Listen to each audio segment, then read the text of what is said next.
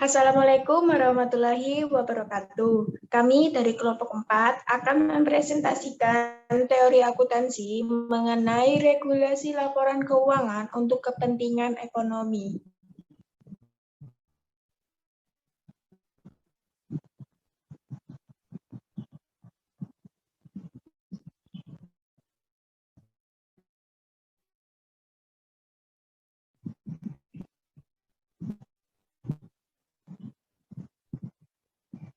Sebelumnya kami akan memperkenalkan anggota kelompok dari kelompok kami. Yang pertama ada Naili Alfiatur Rahma dengan NIM 065, yang kedua ada Alia Mardatila dengan NIM 083, yang ketiga ada Fikron Ahmad Alfansuri dengan NIM 097, dan yang terakhir saya sendiri, Safa Alia Harunisa dengan NIM 112.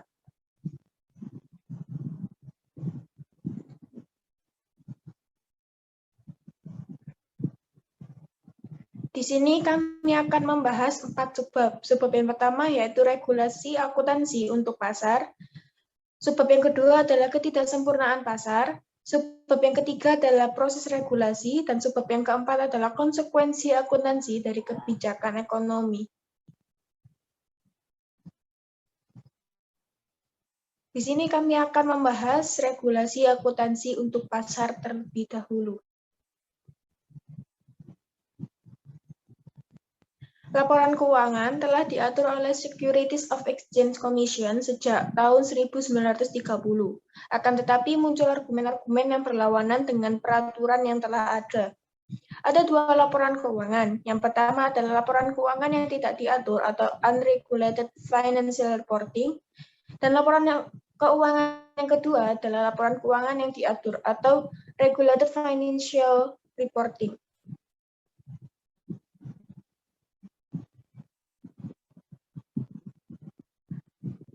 Di sini saya akan membahas unregulated financial reporting. Ada dua teori yang mendukung unregulated financial reporting. Teori yang pertama adalah agency teori. Teori agensi menjelaskan alasan adanya insentif dalam pelaporan kepada pemilik. Teori ini melihat perusahaan yang ada sebagai perantara atau kesimpangan dari hubungan lembaga yang ada dan mencoba memahami bagaimana perilaku organisasi dalam memaksimalkan utilitas mereka. Dalam teori ini, besar kemungkinan perilaku manajer dalam memaksimalkan utilitas berbeda dengan kepentingan dari pemilik atau owner, meskipun pemilik yang merekrut manajer untuk mengatur operasional perusahaan. Hal ini dikarenakan owner menginginkan hasil yang besar dan harga yang normal, sedangkan manajer lebih tertarik dengan jangkauan ekonomi seperti kompensasi dan kebutuhan psikologi seperti nama baik perusahaan. Untuk mengurangi terjadinya konflik, pemilik dan manajer akan membuat perjanjian di mana kompensasi untuk manajer akan berkurang dan manajer akan membuat harga tetap rendah dengan tidak berkonflik dengan pemilik. Oleh karena itu, diperlukan laporan keuangan untuk memberikan evaluasi kepada manajer oleh pemilik. Teori yang kedua yaitu signaling theory. Signaling theory menjelaskan secara luas pelaporan sukarela ke pasar modal. Pelaporan ke pasar modal diperlukan untuk memenangi kompetisi antar perusahaan dalam mendapatkan kelangkaan resiko modal yang bisa didapatkan dengan pengungkapan sukarela atas laporan keuangan. Kemampuan perusahaan dalam menaikkan modal dapat meningkat jika perusahaan memiliki reputasi yang bagus dalam hal laporan keuangan.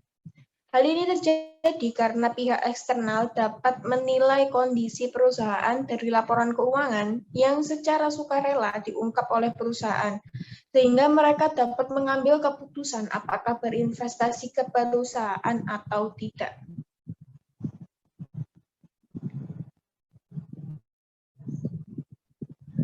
Pelaporan baik juga dapat menurunkan biaya modal perusahaan karena ada dua alasan. Yang pertama, berkurangnya ketidakpastian dari perusahaan yang melaporkan secara lebih jelas dan dapat diandalkan.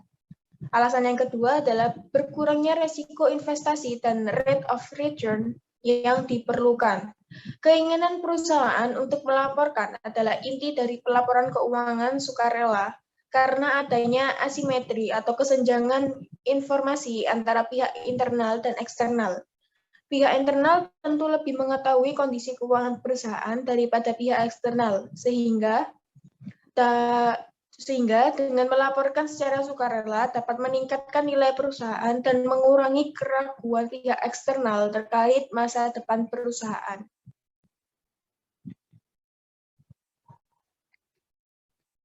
Selanjutnya, saya akan membahas Regulated Financial Reporting. Regulated Financial Reporting dapat dibenarkan atas dasar kepentingan publik.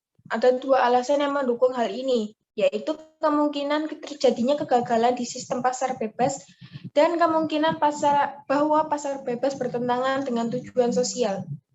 Kegagalan di sistem pasar bebas atau market failure terjadi karena alokasi sumber daya berada di bawah standar. Contohnya monopoli alam yang membutuhkan regulasi untuk mencegah terjadinya kekurangan persediaan dan monopoli harga. Pasar bebas bertentangan dengan tujuan sosial dapat terjadi jika tidak ada kejujuran atau keterbukaan di dalam pasar. Sebagai contoh, pasar bebas tidak memberikan informasi yang cukup ke security market sehingga manajer dan pihak internal memiliki informasi yang tidak dimiliki oleh pemegang saham.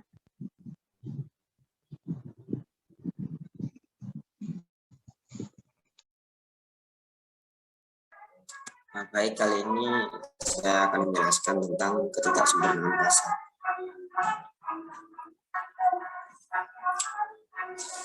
Di sini ada definisi bahwa market imperfection atau ketidaksempurnaan pasar adalah sebuah teori perdagangan internasional di mana pesaing sempurna tidak ada. Jika setidaknya salah satu asumsi untuk pesaing sempurna dilanggar, maka pasar kita katakan tidak sempurna. Nah, jenis ketidaksempurnaan pasar yang paling umum adalah munculnya kekuatan monopoli atau intervensi pemerintah dan eksternalitas.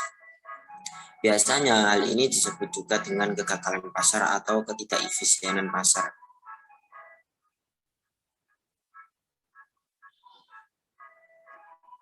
Nah, di sini ada beberapa macam-macam konsep ketidakefisienan pasar atau disebut dengan kegagalan pasar. Yang pertama ada ketidakefisienan Pareto. Nah, konsep ini dicetuskan oleh Vilfredo Pareto, seorang ahli ekonomi Italia. Pasar yang tidak efisien terjadi karena aktivitas ekonomi tidak berada di bawah kurva kemungkinan produksi. Atau dapat dikatakan ketidakefisienan Pareto terjadi saat suatu aktivitas produksi gagal menghasilkan jumlah output optimum berupa barang dan jasa karena tidak mengeksploitasi sumber daya dengan maksimum.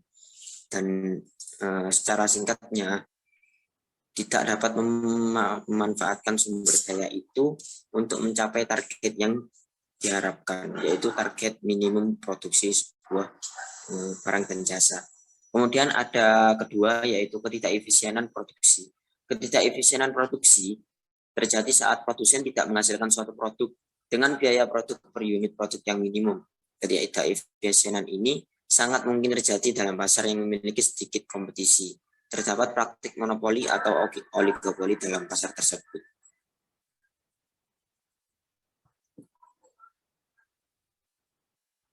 Kemudian ada ketidakefisienan X. Ketidakefisienan ini terjadi jika suatu perusahaan tidak memberikan insentif terhadap suatu aktivitas produksi saat kuantitas produksi yang dihasilkan maksimum dari bahan yang digunakan. Tidak ada insentif dari manajemen membuat lesunya produksi dan meningkatkan harga produksi rata-rata sehingga membuat pasar tidak berjalan dengan efisien. Kemudian ada ketidakefisienan alokasi. Nah, ketidakefisienan alokasi ini dapat ditemukan pada pasar pesaing sempurna. Karena produsen pada pasar ini dianggap tidak memiliki kekuatan secara ekonomi untuk menaikkan harga barang secara sewenang-wenang. Sebaliknya, monopoli dalam suatu pasar dapat membuat pasar tersebut tidak efisien secara alokasi. Praktik monopoli memiliki kekuatan pasar untuk menaikkan harga produk tanpa harus menyesuaikan sifat produk, sehingga mengurangi kepuasan konsumen.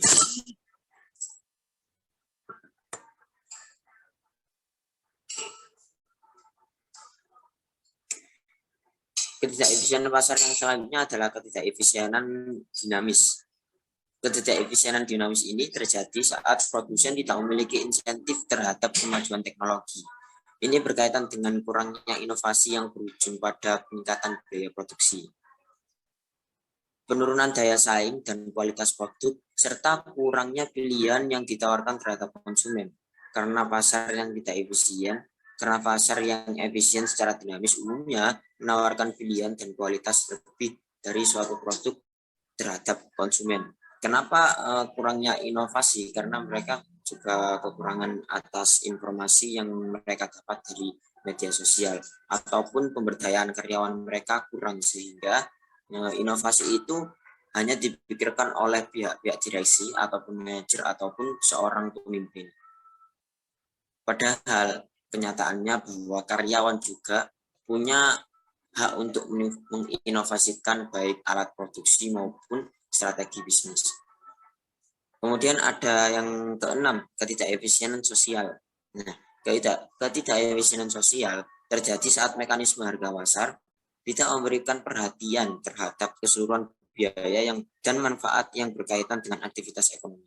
Misalkan, suatu mekanisme pasar, harga pasar, hanya memberikan perhatian terhadap biaya dan keuntungan privat yang muncul secara langsung dari aktivitas ekonomi seperti produksi dan konsumsi.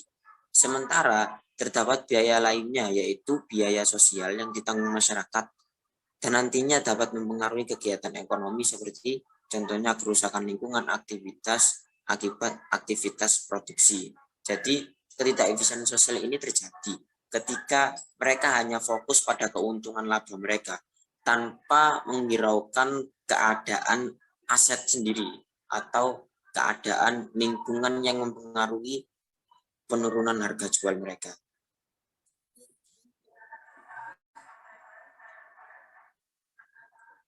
Kemudian ada faktor penyebab kegagalan pasar. Yang pertama adalah praktek monopoli dan oligopoli.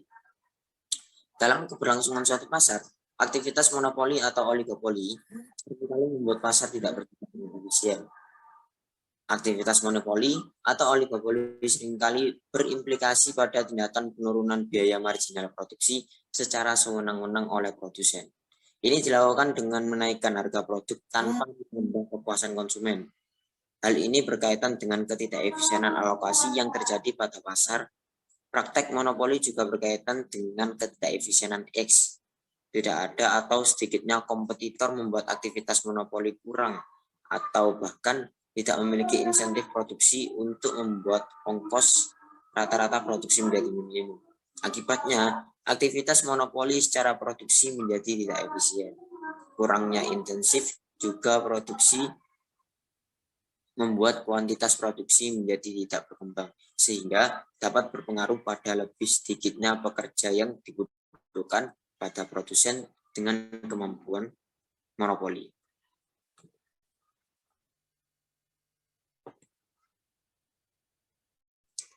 Nah, yang kedua adalah barang dan layanan publik. Barang dan layanan publik itu dikatakan sebagai barang yang apabila dikonsumsi atau dipergunakan oleh suatu individu tidak akan mengurangi konsumsi atau aspek kegunaan terhadap individu lainnya akan barang tersebut. Nah, dua sifat ini dinamakan sifat tak terkecualikan atau non-excludable dan tak tersaingkan atau disebut dengan non-rivalrous. Contoh barang publik diantaranya penerangan jalan, kemudian ada pelayanan polisi dan pertahanan nasional. Dalam kegagalan pasar, barang publik dapat menyebabkan suatu pasar. Barang publik tentu saja memberikan manfaat yang luas terhadap masyarakat. Namun, jika ditinjau dari perspektif pasar, barang publik dapat menyebabkan hilangnya suatu pasar berkaitan dengan barang atau jasa tersebut. Kenapa? Contohnya aja gini, ketika ada layanan suatu pertahanan nasional atau pelayanan polisi, seseorang yang ingin menginovasikan sebuah teknologi, misalkan robot untuk penerangan jalan ataupun robot untuk pengganti polisi. Nah, mereka bisa menginovasikan itu, tetapi karena ada pelayanan polisi ini, sehingga sebuah kegiatan aturan lalu lintas semua akan diatur oleh polisi dan hanya satu pemberdayaan profesi tersebut bisa menggantikan sebuah berbagai macam barang.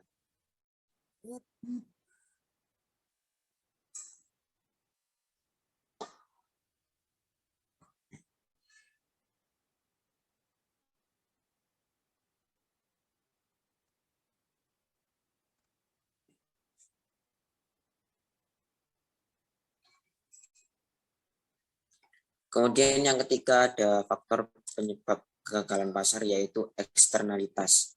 Eksternalitas merupakan efek samping yang diterima oleh suatu pihak akibat aktivitas ekonomi tertentu dan efek ini diterima di luar dari kemauan pihak tersebut. Di luar dari kemauan pihak tersebut dalam melakukan transaksi ekonomi. Nah, efek ini dapat berdampak positif atau negatif terhadap pihak tersebut. Yang menjadi penyebab kegagalan pasar adalah eksternalitas negatif. Contohnya adalah polusi udara akibat terjadi kegiatan ekonomi. Eksternalitas negatif tentu saja dapat membuat pasar menjadi tidak efisien karena menghambat produksi, menambah biaya marginal, dan membuat ketidakefisienan sosial dalam pasar. Eksternalitas negatif biasanya terjadi pada suatu aset atau properti yang di dalamnya tidak terdapat hak milik seperti udara, lautan, danau, sungai, dan lain sebagainya.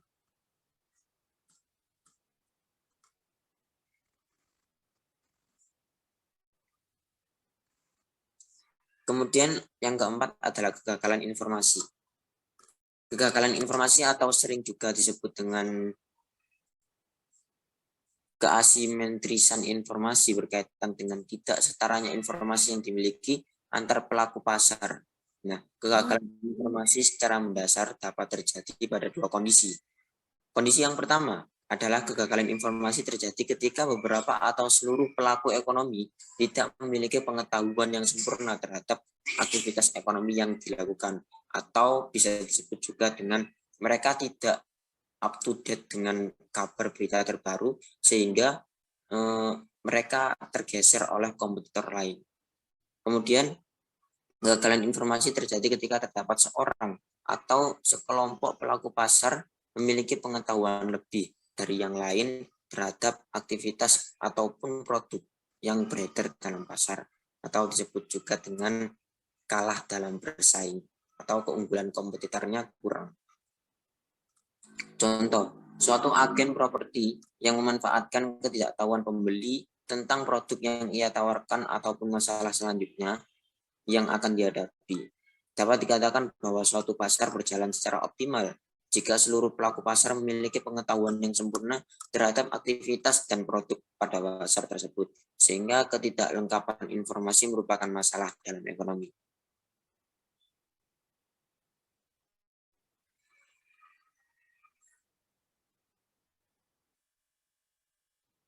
Dan faktor yang terakhir adalah campur tangan dari pemerintah.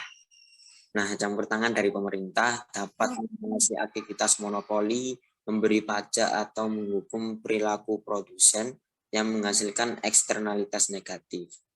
Menjaga kesetaraan informasi antar perilaku pasar, menyediakan barang publik, dan masih banyak lagi hal lain berkaitan dengan implikasi positif pada pasar. Namun, campur tangan pemerintah juga dapat menghambat aktivitas pasar, diantaranya pajak yang terlalu tinggi, sehingga membuat produktivitas lesu, birokrasi yang berbelit, penetapan upah minimum, keputusan pasar yang diambil secara politis atau sepihak atas kepentingan mereka sendiri, seperti demi mendulang suara pada pemilu dan lain sebagainya.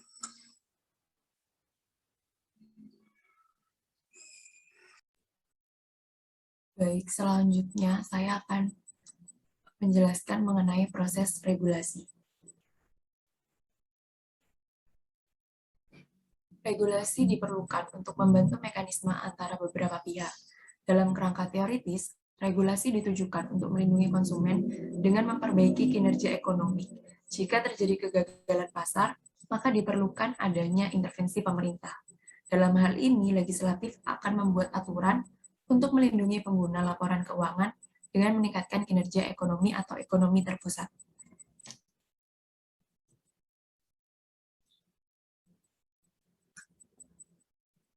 Proses regulasi. Kegagalan pasar akan terjadi apabila 1. Tidak ada persaingan, 2. Barriers to entry, 3. Ketidaksempurnaan gap informasi antara pembeli dan penjual, 4. Adanya pihak yang memperoleh informasi dengan biaya yang berbeda, 5. Kepentingan konsumen diinterpretasikan pada regulasi, 6. Adanya agen, 7. Pemerintah tidak independen dalam mengembangkan regulasi. Ada beberapa teori yang berkaitan dengan regulasi. Yang pertama, public interest theory atau teori kepentingan publik.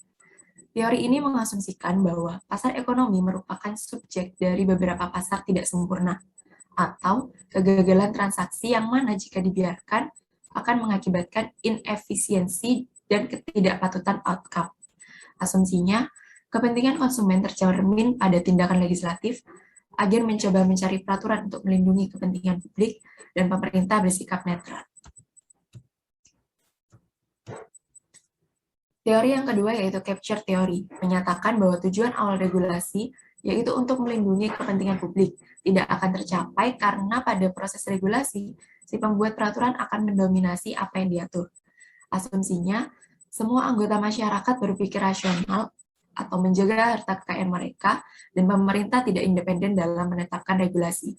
Teori ini akan terjadi jika terdapat badan yang mengendalikan regulator, berhasil memenuhi kepentingannya dengan memanfaatkan regulator, dilindungi regulator, dan dapat memenuhi kepentingan regulator. Teori yang ketiga yaitu private interest theory. Teori ini disampaikan oleh George Stigler tahun 1971 yang menyatakan bahwa aktivitas seputar peraturan menggambarkan persaudaraan di antara kekuatan politik yang berkepentingan. Teori ini berpendapat bahwa diperlukan adanya aturan atau ketentuan dalam akuntansi agar semuanya mendapatkan informasi yang sama dan seimbang. Teori ini muncul karena kegagalan teori keagenan. Penetapan standar dan proses akuntansi. Penyusunan standar dipandang sebagai proses politik karena berpotensi secara signifikan menjadi sangat mempengaruhi dari berbagai kelompok berkepentingan. Oleh karena itu, beberapa kelompok kepentingan berusaha memengaruhi peraturan. Pemerintah di berbagai negara membentuk regulator yang bekerja secara independen, yang berusaha untuk menghasilkan standar dengan kualitas tinggi, di mana memenuhi kebutuhan para pengguna laporan keuangan dalam membuat suatu keputusan. Kerangka regulasi pelaporan keuangan. Ada statutory requirement, yang mana perlunya manajemen pembuat laporan keuangan yang juga diaudit, corporate governance, adanya alokasi kekuatan dan pengendalian antar partisipan, auditor and oversight untuk memberikan pendapat terhadap kewajaran laporan keuangan perusahaan, independent enforcement body, badan yang berperan sebagai supervisi atau pengawasan. Selanjutnya, saya akan menjelaskan subbab yang keempat, yaitu tentang konsekuensi akuntansi dari kebijakan ekonomi.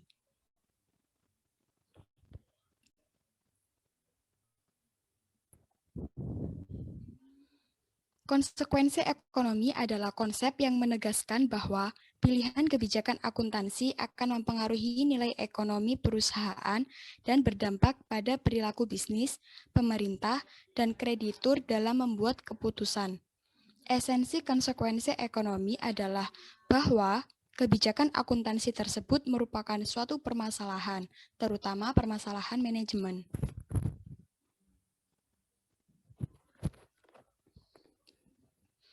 Konsekuensi ekonomi muncul karena perusahaan melakukan kontrak seperti kompensasi eksekutif dan kontrak utang. Kebijakan akuntansi yang digunakan dapat merupakan sumber informasi yang penting bagi investor. Teori pasar modal efisien gagal menjelaskan perilaku pasar.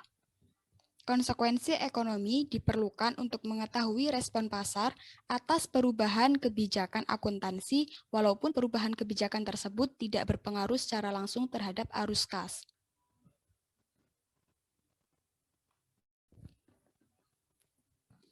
Konsep konsekuensi akuntansi dari pilihan kebijakan akuntansi itu penting karena memiliki dua alasan. Yang pertama, konsep itu menarik dengan sendirinya. Banyak dari kejadian yang paling menarik dalam praktek akuntansi berasal dari konsekuensi ekonomi. Alasan yang kedua yaitu pendapat bahwa kebijakan akuntansi itu tidak penting, itu berlawanan dengan pengalaman akuntan.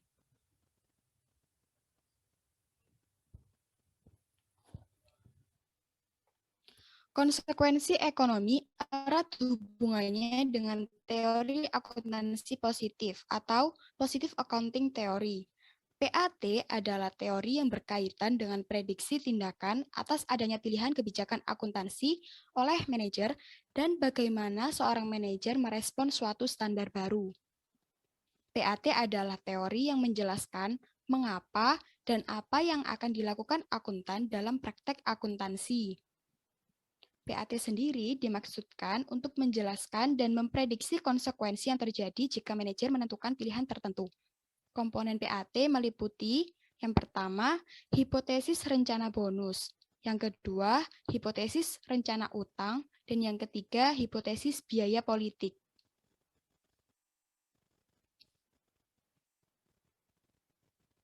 Sekian yang dapat kami sampaikan, kurang lebihnya mohon maaf. Terima kasih.